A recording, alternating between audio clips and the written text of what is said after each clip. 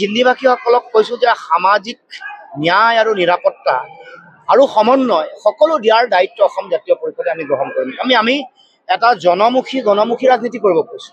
ইয়াত যেনেকৈ খিলঞ্জীয়াসকলৰ অধিকাৰ, ভাষা, কৃষ্টি সংস্কৃতি ৰক্ষাৰ কথা আছে, তেনেকৈ হিন্দীভাষী অসমীয়া, বাংলাভাষী অসমীয়া, গোৰ্খাসকল সকলোৰে, চাহ জনজাতীয়, আদিবাসী ৰাইজ সকলোকে লৈ আমি এখন এনেকুৱা অসম গঢ়িম, এনেকুৱা এটা অসমীয়া মহাজাতি সত্তা গঠন কৰিম য'ত সকলোৱে ইয়াক নিজৰ আপোন বুলি ভাবিব, সকলোৱে নিজৰ অধিকাৰ বিচাৰি পাব, সকলোৱে নিজকে এটা জাতি সত্তাৰ অংগাংগী বুলি অনুভৱ কৰাৰ যিটো পৰিৱেশ, নিজকে মৰ্যাদাপূৰ্ণ স্থান এটা বিচাৰি পোৱাৰ যিটো পৰিৱেশ, সেইটো গঢ়ি তুলিবৰ কাৰণে অসম জাতীয় পৰিষদ বদ্ধপৰিকৰ, আমি অংগীকাৰবদ্ধ, আমি সেই লক্ষ্যৰে কাম কৰিম।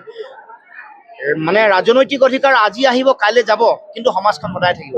সমাজ আপুনি মই জীয়াই ৰাখিব লাগিব। তাৰ কাৰণে আমি একতাৰ যিটো সমন্বয়ৰ যিটো চিন্তা, কিন্তু মূল কথাটো হ'ল যে আমি নিজকে এটা অসমীয়া জাতীয়তাৰ অংগ বুলি সকলোৱে গণ্য কৰিব, সেইটোৱে হ'ল মূল কথা। সেইটো সকলোৱে যেতিয়াই ভাবিব বাকী সকলো সমস্যাৰ সমাধান।